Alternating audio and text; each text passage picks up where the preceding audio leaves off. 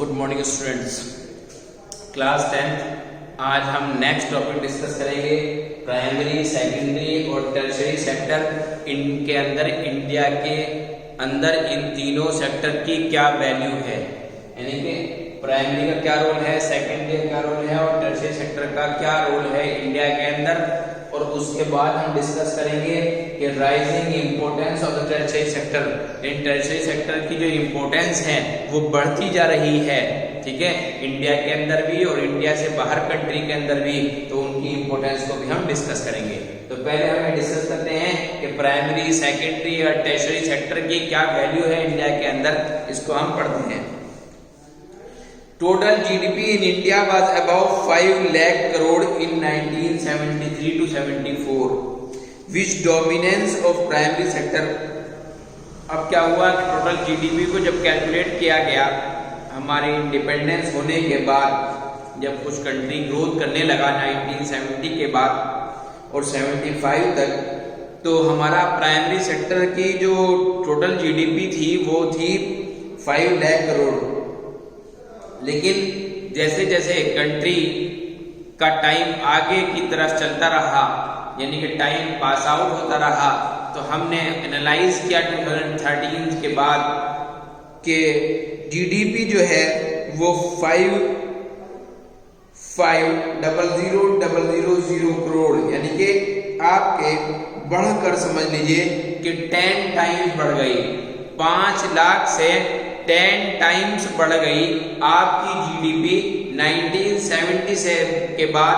जब हमने 2013 के आसपास इसका एनालाइजेशन किया तो जीडीपी जो थी इंडिया की वो 5 लाख की 10 टाइम्स बढ़ गई।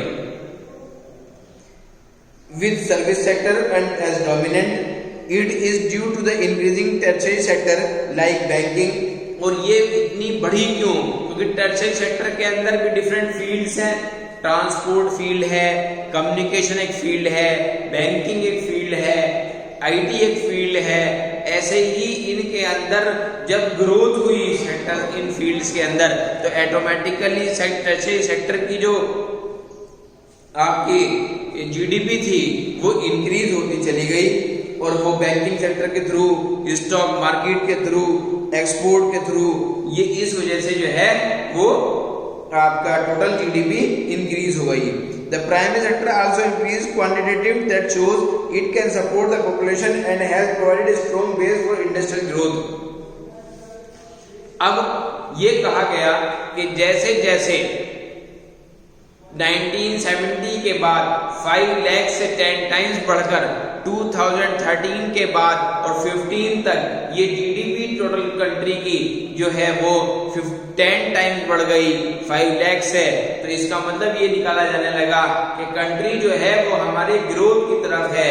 और उन तीनों सेक्टर्स में से प्राइमरी, सेकेंडरी और टर्शियरी सेक्टर के अंदर से सबसे बड़ा जो कंट्रीब्यूशन है वो किसका है?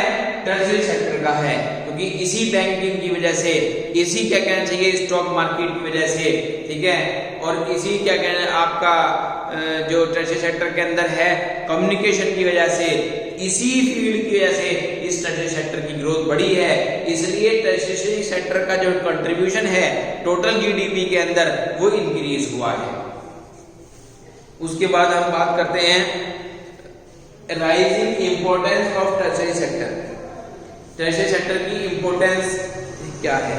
The reason for such quantum increase as mentioned below: demand for basic services like hospitals, education institutions, postal services, police stations, banks, insurance companies, administration offices, defense etc. have increased। आपने देखा होगा कि जितनी भी टर्शियरी सेक्टर के अंदर field आते हैं उन सब फील्ड की डिमांड जो है वो डे बाय डे इंक्रीज ही हो रही है, और जिससे उनकी इनकम जो है वो भी इंक्रीज हो रही है। और वो टर्शियरी सेक्टर अपने टोटल कंट्री के जीडीपी को इंक्रीज करने में बहुत बड़ा कंट्रीब्यूशन कर रहा है। Hospitals, education institutions, postal services, banks, insurance companies, ये जो है ये ज्यादा अर्न कर रहे हैं। पहला कारण ये था। दूसरा कारण क्या था?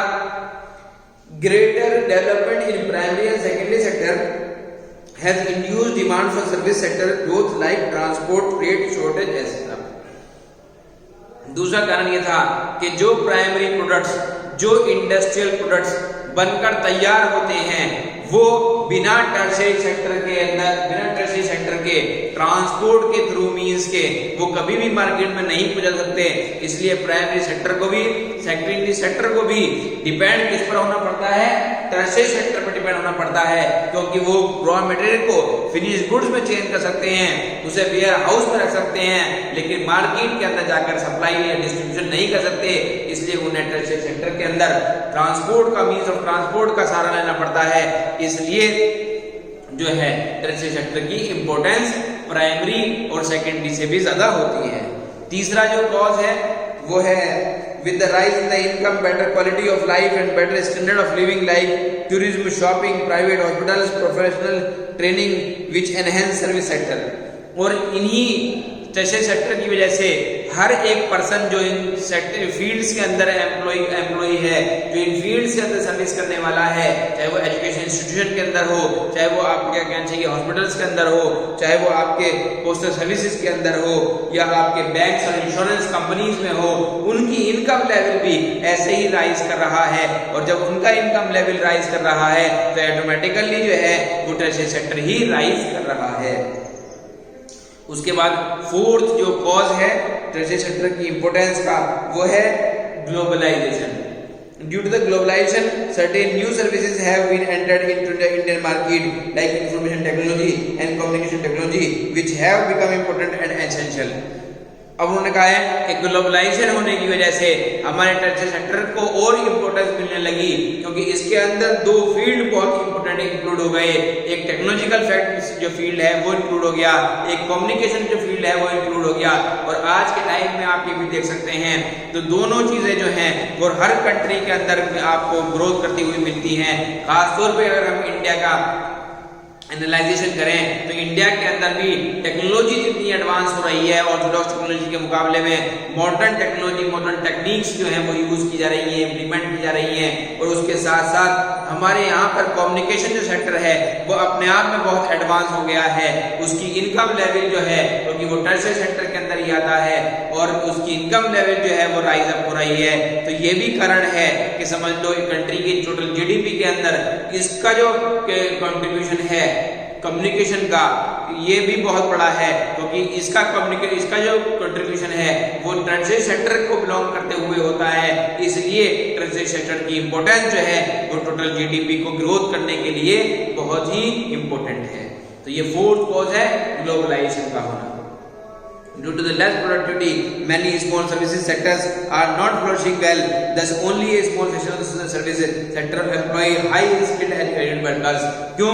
क्योंकि ये जितने भी प्राइवेटाइजेशन वर्क हैं, इन सब प्राइवेटाइजेशन वर्क के अंदर जो है वो ऐसे एम्प्लॉय को अपॉइंट किया जाता है जो एजुकेशनिस्ट हो, जो प्रोफेशनलिस्ट हो, जो स्पेशलिस्ट हो, जिसे क्या कहना चाहिए जो एफिशिएंट हो, जो इफेक्टिव वर्क कर सकता है। इसलिए उसके अंदर काम करने के अंदर कोई एरर, कोई मिस्टेक्स नहीं पाई जाती। वो एरर फ्री वर्क करता है, टाइम कंज्यूम करता है, वर्क को इकोनॉमिकल करता है। इसलिए जो है उस सेक्टर का जो इंपॉर्टेंस है वो बढ़ती जा रही है, और वो जो है टोटल जीडीपी के कंट्रीब्यूशन के अंदर बहुत इंपॉर्टेंट रोल प्ले कर रहा है, जिसका नाम टर्शियरी सेक्टर है। तो मैंने आपके सामने इन दोनों टॉपिक भी आज डिस्कस कर दिए, प्राइमरी, सेकेंडरी और टर्शियरी सेक्टर का क्या रोल है इंडिया के अंदर, और उसके बाद जो है वो टर्शियरी सेक्टर की इंपॉर्टेंस जो है वो डे बाय डे क्यों बढ़ती जा रही है। यहाँ मैंने आपके पास सामने 4 और 5 कॉजेज डिस्कस किए हैं जिनकी वजह से टर्शियरी सेक्टर की importance day by day increase होती जा रही है। Thank you.